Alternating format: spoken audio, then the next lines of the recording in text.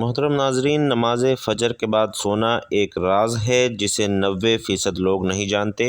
نبی کریم صلی اللہ علیہ وسلم کا فرمان لازمی سنیں۔ محترم ناظرین، اللہ تعالیٰ نے انسان کی تخلیق نہایت حکمت اور تدبیر کے ساتھ فرمائی ہے۔ زندگی گزارنے کے جو اصول اللہ نے قرآن مجید اور نبی کریم صلی اللہ علیہ وسلم کی سنت کے ذریعے ہمیں سکھائے، وہ انسان کی جسمانی، روحانی اور معاشرتی بھلائی کے ضامن ہیں۔ انہی اصولوں میں سے ایک اہم معاملہ نماز فجر کے بعد کے اوقات کا ہے۔ سوال یہ پیدا ہوتا ہے کہ کیا نماز فجر کے بعد سونا درست ہے یا نہیں؟ آئیے قرآن و سنت کی روشنی میں اس سوال کا جواب تلاش کرتے ہیں۔ اسلام کے نزدیک عبادت کا مفہوم نہایت وسیع ہے، اور اسلام کا مطالبہ ہے کہ انسان کی پوری زندگی عبادت سے عبارت ہو۔ وہ اس طرح زندگی بسر کرے کہ اس کا ہر کام عبادت میں شمار ہو، اور اس کا واحد طریقہ یہی ہے کہ وہ اللہ کے بتائے ہوئے طریقے کے مطابق زندگی گزارے، ہر بات میں حکم الہی کو پیش نظر رکھے۔ اور اسلام اس بڑے عبادت کے لیے انسان کو جن ذرائع سے تیار اور اس کی تربیت کرتا ہے، عرف عام میں انہیں عبادت کہا جاتا ہے۔ لیکن ناظرین، یہ دراصل تمرینات عبادت ہیں، اور انہیں ارکان اسلام بھی اسی وجہ سے کہا جاتا ہے کہ اسلام کی پوری عمارت انہی ستونوں پر قائم ہے۔ ارکان اسلام میں نماز سر فہرست ہے، اور ان تمام عبادات میں نماز کو جو اہمیت اور فضیلت حاصل ہے وہ کسی بھی صاحب ایمان اہل نظر سے پوشیدہ نہیں ہے۔ نماز کی اہمیت کا اندازہ اس بات سے لگائیں کہ قرآن کریم کے ہر پیغام میں صلاۃ یعنی نماز کا لفظ حروف جلی میں موجود ہے، اور ایمان کے بعد سب سے اہم رکن جس کا مطالبہ اہل اسلام سے کیا گیا ہے وہ نماز ہی ہے۔ نماز مسلمانوں کی دینی پہچان اور امتیازی نشان ہے، اور یہی وجہ ہے کہ قرآن و حدیث میں اس کی ادائیگی پر بہت زیادہ زور اور ترک پر وعید موجود ہے۔ بفرمان نبوی صلی اللہ علیہ وسلم، نماز کی دین میں وہی اہمیت ہے جو کہ انسانی جسم میں سر کی ہے۔ مومن اور کافر کے درمیان امتیاز کرنے والی چیز نماز ہے، لہٰذا جس نے اسے چھوڑا اس نے کفر کیا۔ تو ناظرین، اس وعید سے اندازہ لگایا جا سکتا ہے کہ اسلام میں نماز کی اہمیت کیا ہے۔ جو چیز جس قدر اہم اور ضروری ہوتی ہے، اس کی بجا آوری پر اجر و ثواب بھی اسی قدر زیادہ ملتا ہے۔ چنانچہ نماز کا ثواب بھی اس قدر ہے کہ انسان اس کا تصور بھی نہیں کر سکتا۔ لیکن ناظرین، 5 وقتہ نمازوں میں فجر کی نماز کی اہمیت اور فضیلت سب سے نمایاں ہے، اور اس کی ادائیگی پر اجر و ثواب بھی دیگر 4 نمازوں میں سب سے زیادہ ہے۔ اور اس کی وجہ یہ ہے کہ فجر کے وقت دنیا نیند کی آغوش میں محو استراحت ہوتی ہے اور خواب خرگوش کے مزے لے رہی ہوتی ہے۔ لوگوں پر غفلت اور سستی کی چادر تنی ہوئی ہوتی ہے، اور ایسے میں نرم گرم آرام دہ بستر کو چھوڑ کر اللہ کی اطاعت اور محبت میں بارگاہ الہی میں سجدہ ریز ہونا بڑا ہی پرمشقت اور نفس کو زیر کرنے جیسا مشکل کام ہے۔ اور اللہ کی سنت ہے کہ بندے کو جس نیکی کے کرنے میں زیادہ مشقت ہو اور نفس اور شیطان سے لڑائی لڑنی پڑے، اللہ اس پر زیادہ اجر و ثواب عطا کرتا ہے، پھر چاہے وہ نیکی کتنی ہی چھوٹی کیوں نہ ہو۔ ناظرین، کبھی آپ کے ذہن میں یہ سوال آیا ہے کہ اللہ نے ہمیں فجر کے وقت جاگنے کا حکم کیوں دیا ہے؟ کیا فجر کا وقت صرف عنقریب پڑھنے کا وقت ہوتا ہے؟ کیا اس وقت کے پیچھے کوئی اہم راز پوشیدہ ہے؟ وہ راز کیا ہے؟ اور اس راز کو جاننے کے لیے ضروری ہے کہ ہم پہلے 5 نمازوں کے بارے میں جانیں جو ہم دن میں 5 مرتبہ پڑھتے ہیں، اور یہ 5 نمازیں کس طرح فرض ہوئیں۔ اس کے پیچھے بھی ناظرین ایک شاندار وجہ ہے جس کا مظاہرہ سفر معراج میں اس وقت ہوا جب حضرت محمد صلی اللہ علیہ وسلم اللہ سے ملاقات کے لیے وقت کے انتہائی مختصر حصے میں 7ویں آسمان سے بھی آگے تشریف لے گئے۔ اس رات اللہ تعالیٰ نے ایک خاص پس منظر میں اپنے حبیب صلی اللہ علیہ وسلم کو آسمان پر بلایا اور اپنے خصوصی انعامات سے نوازا۔ اس مبارک سفر میں اللہ تعالیٰ نے اپنے قرب خاص سے نوازا اور انبیاء کرام سے ملاقاتیں کروائیں، جنت اور جہنم کا مشاہدہ کروایا، اور نیکیوں کے اجر و ثواب اور بروں کے انجام و عذاب کا نظارہ کروایا۔ اس عظیم سفر میں بہت سے انعامات سے بھی نوازا، جن میں ایک خاص انعام امت کے لیے نماز کا تحفہ ہے، اور قیامت تک کے انسانوں کو اپنے معبود اور خالق سے قریب تر کرنے کا عظیم تحفہ اور عبادت یعنی نماز اسی سفر میں عطا کی گئی۔ معراج کی رات جب آپ صلی اللہ علیہ وسلم کو اللہ نے 50 نمازوں کا حکم دیا تو حضرت موسیٰ علیہ السلام کے کہنے پر آپ نے اللہ سے 50 نمازوں میں نرمی کی درخواست کی۔ ایسا کئی بار ہوا، یہاں تک کہ اللہ نے امت محمدی صلی اللہ علیہ وسلم کے لیے دن میں 5 نمازوں کا حکم دیا، جس کے بعد بھی حضرت موسیٰ علیہ السلام نے آپ صلی اللہ علیہ وسلم کو 5 نمازوں میں کمی کے لیے اللہ کے پاس ایک بار پھر جانے کا مشورہ دیا، لیکن تب آپ صلی اللہ علیہ وسلم نے فرمایا کہ میں نے اپنے رب سے کئی مرتبہ درخواست کر لی ہے، یہاں تک کہ اب مجھے حیا آ گئی ہے اور اب میں راضی ہوں اور اس حکم کو ہر طرح سے تسلیم کرتا ہوں۔ تو ناظرین، ہر نماز پڑھنا ضروری ہے، اور یقیناً آپ کے لیے بھی نمازوں میں سب سے زیادہ مشکل فجر کی نماز ہوگی، جس میں نیند کا غلبہ اس قدر ہوتا ہے کہ انسان بمشکل اٹھ پاتا ہے۔ لیکن ناظرین، دن کے اس خاص حصے میں جو راز پوشیدہ ہے اسے آپ جانیں گے تو یقین کیجئے آپ فجر کی نماز کبھی نہیں چھوڑنا چاہیں گے۔ یہاں نماز فجر کے کچھ فضائل سماعت فرمائیے۔ 5 نمازوں میں سب سے اہم نماز فجر کی ہے، اور اس کی اہمیت کا اندازہ اس بات سے لگائیں کہ اللہ تعالیٰ فجر کے وقت کی قسم اٹھاتے ہیں اور فرماتے ہیں، قسم ہے فجر کی اور 10 راتوں کی جو جفت اور طاق کی اور رات کی جب وہ چلنے لگے، یقیناً اس میں عقل مند کے لیے بڑی قسم ہے۔ حضرت عائشہ صدیقہ رضی اللہ تعالی عنہا سے روایت ہے کہ حضور اقدس صلی اللہ علیہ وسلم ارشاد فرماتے ہیں کہ فجر کی 2 رکعتیں دنیا اور مافیہ سے بہتر ہیں، اور یاد رکھیں کہ فجر کی باجماعت نماز ایک مسلمان کی صداقت اور اس کا ایمان پرکھنے کی کسوٹی ہے۔ حضرت عبداللہ بن عمر رضی اللہ تعالی عنہ فرماتے ہیں، ہم اگر فجر اور عشاء کی نماز میں کسی آدمی کو نہ پاتے تو اس کے بارے میں اچھا گمان نہیں رکھتے تھے۔ فجر کی نماز جہنم سے حجاب ہے، اور جناب رسول اللہ صلی اللہ علیہ وسلم فرماتے ہیں کہ جو شخص سورج نکلنے سے پہلے اور سورج ڈوبنے سے پہلے کی نمازیں یعنی فجر اور عصر پڑھتا ہے، وہ ہرگز جہنم کی آگ میں داخل نہ ہوگا۔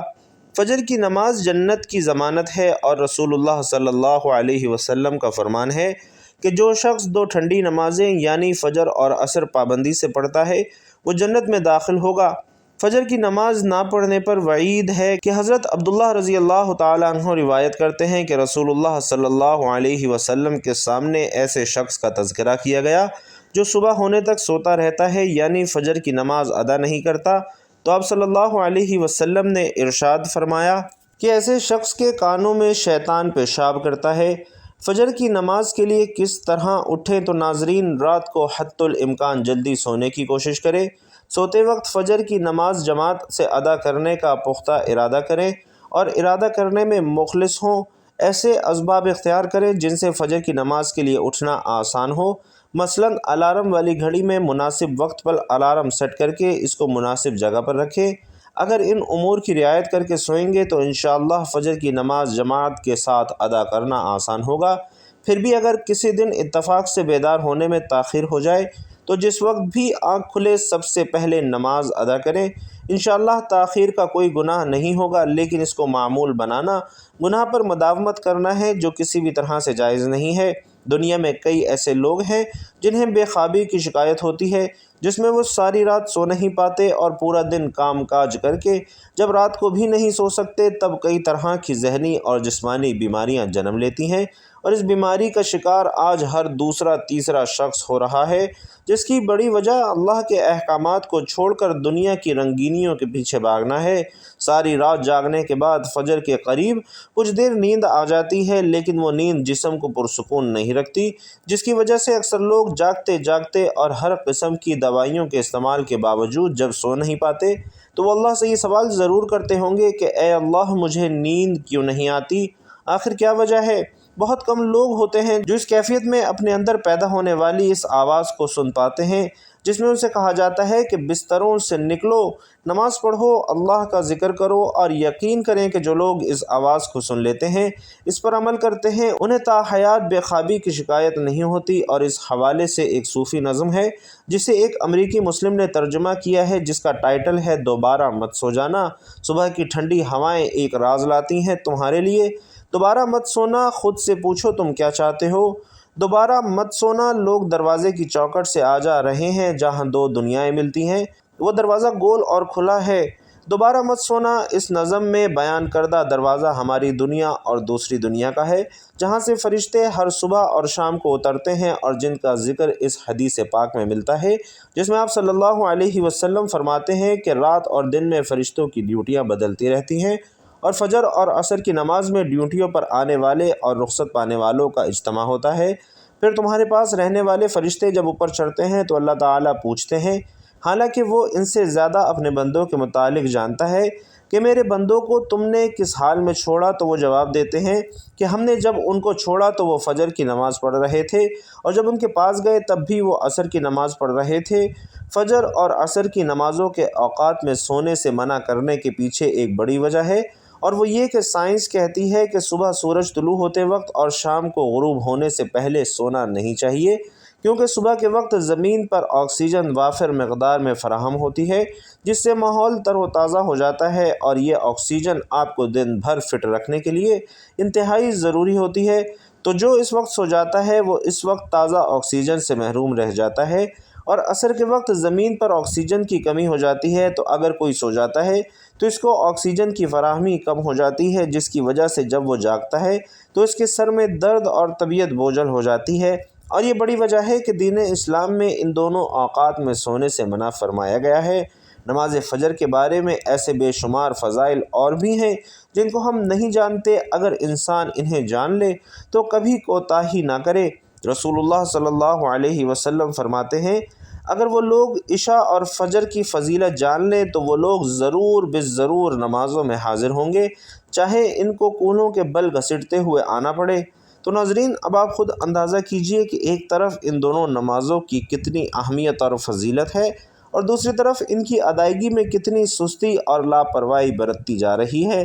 تو ناظرین، وقت کی نزاکت کو مد نظر رکھتے ہوئے چلیے آج کے ویڈیو کے عنوان کی جانب کہ فجر کے بعد سونے کا کیا راز ہے، اور نبی کریم صلی اللہ علیہ وسلم کا اس حوالے سے کیا حکم ہے۔ تو قرآن مجید میں براہ راست نماز فجر کے بعد سونے یا جاگنے کا حکم تفصیلاً بیان نہیں ہوا، تاہم اللہ تعالیٰ نے صبح کے وقت کو خاص اہمیت دی ہے۔ اللہ تعالیٰ فرماتے ہیں، اور وہ لوگ جو سحر کے وقت استغفار کرتے ہیں۔ یہ آیت بتاتی ہے کہ سحر کا وقت رات کے آخری حصے سے فجر تک عبادت، دعا اور استغفار کا خاص وقت ہے۔ یہ وقت اللہ تعالیٰ کے قرب کا بہترین لمحہ ہے۔ اسی طرح فرمایا، اور اپنے رب کی تسبیح کرو سورج نکلنے سے پہلے اور غروب ہونے سے پہلے۔ تو ناظرین، اس آیت میں بھی صبح کے وقت اللہ کی یاد کی ترغیب دی گئی ہے۔ صبح کا وقت محنت، دعا، ذکر اور عبادت کا وقت ہے، نہ کہ غفلت اور نیند کا، اور نبی کریم صلی اللہ علیہ وسلم کا یہ معمول تھا کہ فجر کی نماز کے بعد طلوع آفتاب تک اللہ کا ذکر فرماتے۔ حضرت جابر بن سمرہ رضی اللہ تعالی عنہ فرماتے ہیں کہ نبی کریم صلی اللہ علیہ وسلم فجر کی نماز پڑھ کر اپنی جگہ پر اسی طرح بیٹھے رہتے یہاں تک کہ سورج طلوع ہو جاتا، اور یہ عمل جلوس بعد الفجر کہلاتا ہے، یعنی فجر کے بعد اللہ کی یاد میں بیٹھے رہنا۔ اور اس سے معلوم ہوتا ہے کہ نبی کریم صلی اللہ علیہ وسلم کا طریقہ یہ تھا کہ فجر کے بعد عبادت اور ذکر میں مشغول رہتے، نہ کہ سو جاتے۔ اور ایک حدیث میں آیا ہے کہ اے اللہ، میری امت کے لیے صبح کے وقت میں برکت عطا فرما، یعنی نبی کریم صلی اللہ علیہ وسلم نے اپنی امت کے لیے صبح کے وقت میں خیر اور برکت کی دعا فرمائی ہے، اس لیے صبح کے وقت جاگ کر کام کا آغاز کرنا سنت کے مطابق اور بابرکت ہے۔ ناظرین، صحابہ کرام رضی اللہ تعالی علیہم اجمعین بھی فجر کے بعد نیند سے بچتے اور اپنے کام کا آغاز کرتے تھے۔ حضرت عبداللہ بن مسعود رضی اللہ تعالی عنہ فرمایا کرتے تھے کہ صبح کا وقت برکت والا وقت ہے، اس میں تجارت یا کام کرنا اللہ کی طرف سے خیر کا باعث بنتا ہے، لہٰذا سلف صالحین کا بھی یہی معمول تھا کہ وہ فجر کے بعد نیند سے پرہیز کرتے اور رزق حلال کے لیے محنت کرتے۔ تو ناظرین، اب آپ کو بتاتے ہیں کہ نماز فجر کے بعد سونے کی ممانعت کیوں ہے اور کب سونا جائز ہے۔ نماز فجر کے بعد سونے میں کئی نقصانات بیان کیے گئے ہیں، مثلاً برکت کا ضیاع ہو جانا۔ نبی کریم صلی اللہ علیہ وسلم نے صبح کے وقت میں برکت کی دعا کی ہے، اور اگر انسان اس وقت کو سوتے ہوئے گزار دے تو وہ اس وقت کی برکت سے محروم ہو جاتا ہے۔ غفلت اور سستی، یعنی فجر کے بعد سونا انسان کو سست اور غافل بنا دیتا ہے، جبکہ اسلام میں چستی اور محنت کی ترغیب دی گئی ہے۔ اسی طرح علماء کرام نے بیان فرمایا ہے کہ صبح جلدی بیدار ہونا اور کام پر جانا رزق میں اضافے کا ذریعہ بنتا ہے، جبکہ سونا رزق کی تنگی کا باعث بن سکتا ہے۔ فجر کے بعد دوبارہ سونا جسمانی صحت کے لیے بھی نقصان دہ ہے، اور تحقیق سے معلوم ہوتا ہے کہ فطری نیند کا وقت رات کا وقت ہے، جبکہ صبح کے بعد انسان کے جسمانی نظام کو متاثر کرتی ہے۔ تو بعض علماء کرام لکھتے ہیں کہ اگر کوئی شخص رات بھر عبادت یا ضروری کاموں میں مشغول رہا ہو اور اسے جسمانی آرام کی ضرورت ہو تو فجر کے بعد کچھ دیر آرام کرنا جائز ہے۔ اسی طرح نبی کریم صلی اللہ علیہ وسلم کا کبھی کبھار قیلولہ کرنا یعنی ظہر سے پہلے دن میں تھوڑی دیر سونا ثابت ہے، لیکن فجر کے بعد طویل نیند لینے کا معمول سنت سے ثابت نہیں ہے۔ علامہ ابن قیم رحمۃ اللہ علیہ فرماتے ہیں کہ فجر کے بعد سونا برکت کے منافی ہے، یہ طبیعت میں سستی پیدا کرتا ہے اور دن بھر کے کام میں برا اثر ڈالتا ہے۔ ناظرین، آج کے مصروف دور میں جب لوگ رات دیر سے سوتے ہیں اور صبح دیر سے اٹھتے ہیں تو فجر کے بعد جاگنے اور دن کا آغاز کرنے کی سنت کو زندہ کرنا بہت بڑی نعمت ہے۔ فجر کے بعد جاگ کر اللہ کا ذکر کرنا، قرآن مجید کی تلاوت کرنا، علم سیکھنا اور اپنے روزمرہ کے کام انجام دینا ایک کامیاب زندگی کا راز ہے۔ نماز فجر کے بعد سونا بنیادی طور پر خلاف سنت ہے۔ قرآن و سنت میں صبح کے وقت کو عبادت، ذکر، دعا اور عمل کے لیے خاص کیا گیا ہے۔ نبی کریم صلی اللہ علیہ وسلم نے اس وقت کے لیے برکت کی دعا کی ہے، اس لیے ایک مومن کو چاہیے کہ وہ فجر کے بعد جاگے، اللہ کا ذکر کرے، قرآن کی تلاوت کرے اور دن بھر کی تیاری کرے۔ البتہ اگر شدید ضرورت ہو تو اعتدال کے ساتھ آرام کیا جا سکتا ہے۔ ناظرین، فجر کا وقت دن کے سب سے بابرکت لمحات میں سے ہے۔ قرآن مجید اور احادیث نبوی صلی اللہ علیہ وسلم میں فجر کے وقت کی خاص فضیلت بیان فرمائی گئی ہے اور اللہ رب العزت فرماتے ہیں، اور صبح کے وقت اور شام کے وقت اپنے رب کا ذکر کرو۔ فجر کے وقت کا ذکر انسان کے دن بھر کے اعمال کو سنوار دیتا ہے اور رحمت اور برکت کا باعث بنتا ہے، اس لیے فجر کے وقت اذکار اور دعائیں کرنا انتہائی اہمیت کا حامل ہے۔ فجر کا وقت رحمتوں کے نزول کا وقت ہے، کیونکہ اس وقت فرشتے اللہ کے نیک بندوں کے لیے دعائیں کرتے ہیں، اور نبی کریم صلی اللہ علیہ وسلم فرماتے ہیں، تمہارے پاس دن اور رات کے فرشتے آتے ہیں اور وہ نماز فجر اور نماز عصر میں جمع ہو جاتے ہیں۔ اس لیے فجر کے وقت اللہ تعالیٰ کا ذکر کرنا نہ صرف دنیاوی سکون کا باعث ہے بلکہ آخرت میں کامیابی کی نوید بھی ہے۔ فجر کے وقت سب سے پہلے نیند سے بیدار ہوتے ہی یہ دعا پڑھنا انتہائی مستحب ہے۔ الحمدللہ الذی احیانا بعدما اماتنا والیہ النشور، یعنی تمام تعریفیں اللہ کے لیے ہیں جس نے ہمیں موت کے بعد زندگی دی اور اسی کی طرف لوٹ کر جانا ہے۔ اس کے بعد نماز فجر ادا کی جائے، اور نماز فجر کے بعد بیٹھ کر اللہ کا ذکر کرنا بہت زیادہ فضیلت والا عمل ہے۔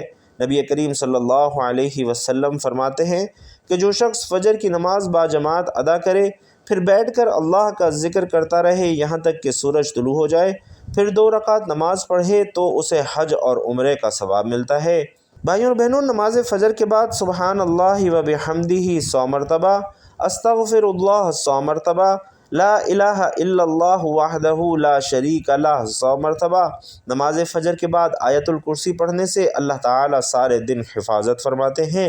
نبی کریم صلی اللہ علیہ وسلم فرماتے ہیں کہ جو شخص ہر نماز کے بعد آیت الکرسی پڑھے تو اس کے اور جنت کے درمیان صرف موت کے علاوہ کوئی چیز حائل نہیں۔ فجر کے وقت قرآن پاک کی تلاوت خاص طور پر افضل ہے۔ اللہ رب العزت فرماتے ہیں، بے شک قرآن فجر حاضر ہونے والا ہے۔ تو اللہ تعالی ہم سب کو 5 وقت کی نماز باجماعت ادا کرنے کی توفیق نصیب فرمائے اور فجر کے وقت کی برکتوں سے خاص طور پر مستفید ہونے کی توفیق نصیب فرمائے، آمین یا رب العالمین۔ آخر میں بھائی اور بہنوں، آپ سے گزارش ہے کہ اللہ تعالیٰ کے 99 ناموں میں سے کوئی بھی ایک نام کمنٹ باکس میں ضرور لکھیے گا۔ اللہ تعالیٰ آپ سب کا حامی و ناصر ہو، آمین یا رب العالمین۔